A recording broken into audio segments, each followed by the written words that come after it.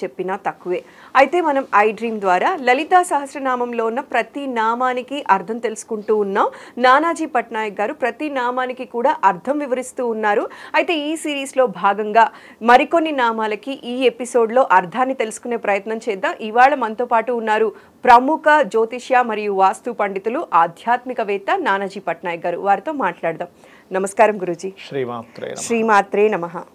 గురూజీ, లలితా సహస్రనామం చదివే ప్రతి ఒక్కళ్ళకి కూడా ఇదొక మంచి అవకాశం అని చెప్పొచ్చండి.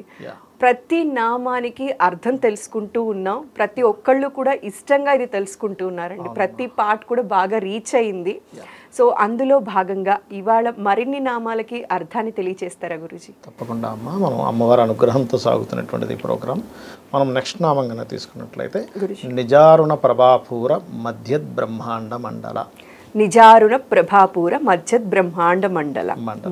అయితే దీని యొక్క అర్థం ఏమిటి అంటే నిజ అరుణ, అరుణ అంటే సూర్యకాంతులతో, నిజారుణ ప్రభాపూర, ప్రభ అంటే ఒక వెలుగుతున్నటువంటిది, మధ్యద్ బ్రహ్మాండ మండల అంటే మొత్తం ఈ బ్రహ్మాండం మొత్తానికి మధ్యలో ఉంది. అంటే మొత్తం బ్రహ్మాండం మధ్యలో ఉందా అంటే అలా కాదు. ఇక్కడ ప్రతి వస్తువులోని ఒక వెలుగులాగా, అంటే ఎలా అంటే మనకి ఒక స్వీట్ ఉందనుకోండి అమ్మ, బయటికి చూడడానికి కనబడదు, కానీ ఆ లోపల ఆ స్వీట్నెస్ అనేది లోపల ఎట్లా ఉందో ప్రతి వస్తువులోని, ప్రతి చెట్టులో కావచ్చు, ఆకులో కావచ్చు, పుష్పంలో కావచ్చు, జీవుల్లో కావచ్చు, ఒక మేఘంలో మెరుపులాగా, ఒక నీళ్ళల్లో మనం దాహం తీరాలి, నీళ్ళు తాగితే ఆ దాహం తీరేటువంటి ఆ యొక్క దీంట్లాగా, అట్లా ప్రతి దాంట్లోని ఆ అమ్మవారి యొక్క వెలుగు నిండుంది అని దీని యొక్క అర్థం అనమాట. నిజారుణ ప్రభాపూర మధ్య బ్రహ్మాండ మండల అంటే ఇది ఎవరికి పనికి వస్తుంది? ఈ నామం ఈ నామం చేసుకున్న వారికి ఎటువంటి ఫలితం వస్తుంది అంటే, కొంతమందికి చూడండి అమ్మా, వాళ్ళకి నేను ఇంకేమీ చేయలేను, నా పని అయిపోయింది, నాకు ఎటువంటి ఎనర్జీ లేదు నాకు అని కొంతమంది చితికిలు పడిపోతారు. వాళ్ళ లైఫ్లో జరిగిన కొన్ని సంఘటనలు ఉంటాయి. అంటే వాళ్ళు బాగా చదివి ఒక ర్యాంక్ వస్తుందని భావించి రాకపోవడము, లేకపోతే ఒక ఫ్యాక్టరీ పెట్టి నేను ఎక్కడికో తీసుకెళ్తాను అనుకుని మొత్తం రివర్స్ అవ్వడము, అంటే కష్టపడిన ఫలితం రాకపోయినప్పుడు వాళ్ళు ఆగిపోతారు ఇంకా అక్కడ. అలాంటప్పుడు వాళ్ళు అర్థం చేసుకోవాల్సింది ఏంటంటే వాళ్ళల్లో కూడా ఉన్నటువంటిది అమ్మవారే. నిజారుణ ప్రభాపూర మధ్య బ్రహ్మాండ మండల అంటే బ్రహ్మాండంలో మధ్యలో ఉందని కూడా దాని అర్థం కాదు. అంటే దాని అర్థం అదైనప్పటికీ కూడా నువ్వు కూడా ఒక బ్రహ్మాండమే కదా. ఇప్పుడు బ్రహ్మాండం పిండాండం అంటాం, నీలో కూడా అమ్మవారు ఉందని చెప్పింది కదా. అంటే నీలో కూడా మూలం అమ్మవారే అయింది. అంటే నిజారుణ ప్రభాపూర మధ్య బ్రహ్మాండ మండల, నువ్వు ఒక బ్రహ్మాండానివే, పిండాండం బ్రహ్మాండం ఒకటే కాబట్టి నీలో కూడా అమ్మవారు ఉంది. మరలా నువ్వు దాన్ని గుర్తించి కనుక నువ్వు చేయగలిగితే ఆటోమేటిక్గా అమ్మవారి శక్తి నీకు తోడ్పడుతుంది. సో ఎవరైతే కష్టంలో ఉన్నా, ఏం చేసినా కలిసి రాలేదు అని భావిస్తారో వాళ్ళందరూ కూడా ఈ మంత్రాన్ని నిత్యం చేసుకోవడం వల్ల వాళ్ళలో కాన్ఫిడెన్స్ అనేది పెరుగుతుంది. అవునమ్మా. ఓకే. దాని తర్వాత నామం కనుక తీసుకున్నట్లయితే చంపకాశోక పున్నాగ సౌగంధిక లసత్కచ.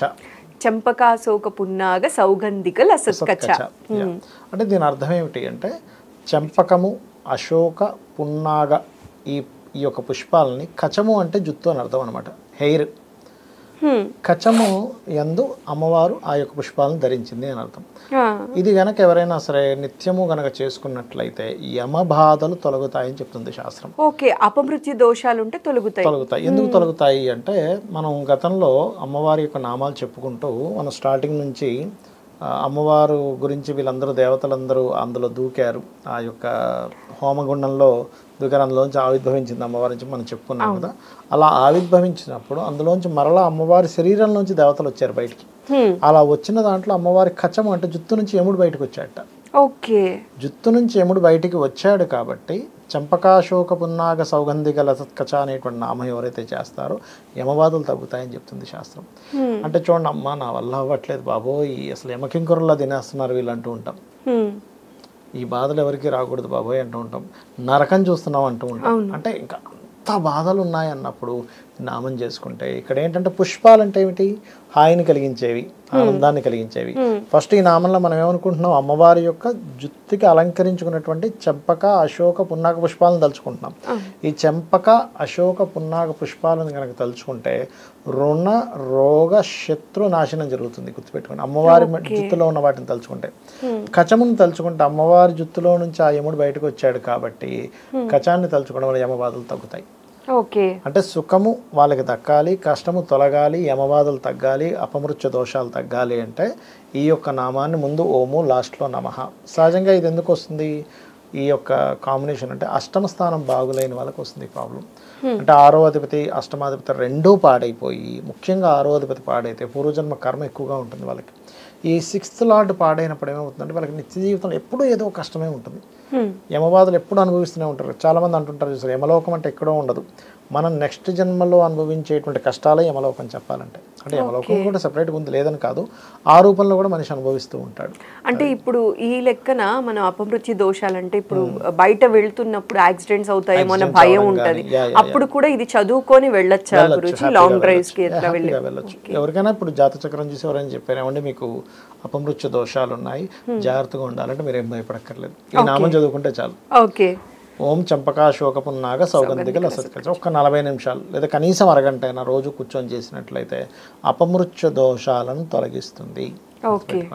సింపుల్ గా ఒకటే లైన్ రిపీటెడ్ గా చదివితే సరిపోతుంది, ఒక అరగంట సేపు చదివితే సరిపోతుంది అన్నమాట. ఇది చేసుకోవాలి, అదొకటి. ఇక తర్వాత నామం కనుక తీసుకున్నట్లయితే మనకి ఇక్కడ కురువింద మణిశ్రేణి కనత్కోటీర మండిత.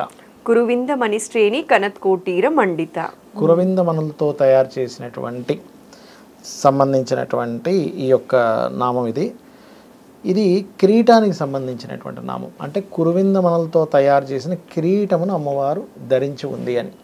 ఎప్పుడైనా సరే అమ్మవారి యొక్క ఆభరణాలను కానీ, అమ్మవారి యొక్క సౌందర్యంకి సంబంధించింది కానీ, లేకపోతే పుష్పాలకు సంబంధించింది కానీ, ఒక్కొక్క దాని గురించి మనం ఒక్కొక్కటి మనం తలుచుకుంటూ ఉన్నాం అనుకోండి, దానికి సంబంధించిన ఫలితం వస్తుంది. ఈ కురువింద మణిశ్రేణి కనత్కోటీర మండిత అనేటువంటి నామం కనుక చేసుకుంటే ఏమవుతుందంటే ఎవరికైనా ప్రమోషన్ రావట్లేదు, రాజ్యం దక్కట్లేదు, ఇప్పుడు రాజకీయాల్లో రాణించాలి, అయితే ప్రమోషన్స్ రావాలి, వాళ్ళకు ఒక అధికారం కావాలి, ఇది చేసుకుంటే కూడా వస్తుంది. అంటే కిరీటం అంటే ఏమిటి? ఒక అధికారం రావడం. కిరీటం ఎవరు పెట్టుకుంటారు? ఒక అధికారం ఉన్న వాళ్ళు పెట్టుకుంటారు. మనకు దేవతలు అవి పెట్టుకోవడం చూస్తూ ఉంటాం, రాజులు రాణులు దేవతలు పెట్టుకోవడం చూసుకుంటాం. కాబట్టి ఏంటంటే ఈ కురువింద పద్మరాగమణుల యొక్క శ్రేణితో ప్రకాశించేటువంటి కిరీటము ధరించింది అమ్మవారు, దీని యొక్క అర్థం అనమాట. అందుకని ఓం కురువింద మణిశ్రేణి కనత్కోటీర మండితాయై నమః. అంటే టీంలో ఉన్న వాళ్ళు టీమ్ లీడర్స్ మేనేజర్స్ గా ఎవరైతే ప్రమోషన్స్ కోసం ఎదురు చూస్తూ ఉంటారో వాళ్ళందరూ కూడా ఇది చేసుకోవచ్చు. అంటే ఏమిటి? మీరు చేసేటప్పుడు ఒక్కసారి అమ్మవారి కిరీటాన్ని ధ్యానం చేసుకోవాలి. అమ్మవారి కిరీట ధ్యానం ఏంటంటే అన్ని మనులతో కూడింది, ఏదో నార్మల్ కిరీటం కాదు, అది కురువింద మనులతో కూడి ఉన్నటువంటి కిరీటము. కిరీట వర్ణన చేసుకున్నా మనకు చూడండి, రామాయణంలో రాముడు పట్టాభిషేకం వర్ణన ఉంటుంది. పట్టాభిషేకం వర్ణన చేసుకున్నా కూడా ప్రమోషన్స్ వస్తాయి, ఎందుకంటే లలిత అమ్మవారే రాముడుగా వచ్చింది. లలితాదేవి అంశ శ్రీరాముడు అని అంటారు కదా, లలిత అమ్మవారే రాముడు అవతారంలో వచ్చిందని చెప్తూ ఉంటారు, శ్యామలా అమ్మవారే కృష్ణుడు అవతారంలో వచ్చిందని చెప్తూ ఉంటారు. కాబట్టి ఏంటంటే ఈ యొక్క నామం ఖచ్చితంగా ప్రమోషన్స్కి తోడ్పడుతుంది, కీర్తినిస్తుంది. ప్రమోషన్స్ ఒకటే కాదు, ఇప్పుడు మంచి పేరు రావాలి, అంతా అందరూ నాకు బ్యాడ్ నేమ్ తెస్తున్నారండి, ఏంటో అర్థం కావట్లేదు, గాసిప్స్ చెప్తున్నారు, నేను ఏ తప్పు చేయలేదు కానీ నా చుట్టూ ఉండే రిలేషన్సే, ఫ్రెండ్సే, కొలీగ్సే నన్ను ఒక గాసిప్స్లోకి తీసుకెళ్తున్నారు, అన్నప్పుడు ఇది ఎవరైనా తలుచుకున్నారనుకోండి, ఓం కురువింద మణిశ్రేణి కనత్కోటీర మండితాయై నమః అని తెలియకుండానే ఆ గాసిప్స్ అన్ని తుడిచిపెట్టుకుపోతాయి. అర్రే వీడేం చేయలేదు, అది కూడా ఇది నిజాయితీగా మీరు ఉంటే, మీరు నిజంగానే తప్పు చేసి వాళ్ళు గాసిప్స్ చేస్తున్నప్పుడు మీరు చేస్తే ఇది ఫలించదు. అమ్మవారి అంత అమాయకురాలు కాదు, ఆ కర్మ అనుభవించాలి.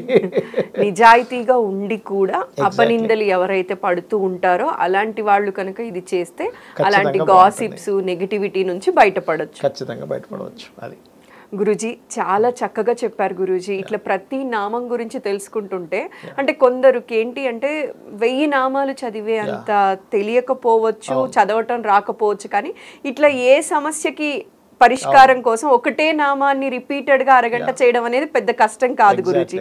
సింపుల్ గా ఆ సమస్య నుంచి బయటపడే పరిష్కారాలు లలితా సహస్రనామంలోని నామాల్లోని అంతరార్థాన్ని మా వాళ్ళ కోసం సవివరంగా తెలియజేసినందుకు ప్రత్యేక ధన్యవాదాలండి. చూశారు కదండి, ఈ ఎపిసోడ్ మీ అందరికీ కూడా బాగా నచ్చింది అనుకుంటూ ఉన్నాను. అండ్ అలానే డిస్క్రిప్షన్ బాక్స్లో మిగతా పార్ట్స్ కూడా పెడతాము, సో దీని కంటిన్యూషన్ కూడా చేస్తాము. ఎలాంటి సమస్యతో బాధపడుతున్న వాళ్ళైనా సరే అమ్మవారి నామం తలుచుకుంటే చాలు ఆ సమస్య నుంచి బయటపడొచ్చు. సో ఆ పరిష్కారాన్ని అందించే ప్రయత్నమే ఈ వీడియో. మీ అందరికీ కూడా నచ్చిందని అనుకుంటున్నానండి. నమస్కారం. శ్రీమాత్రే నమః. శ్రీమాత్రే నమః.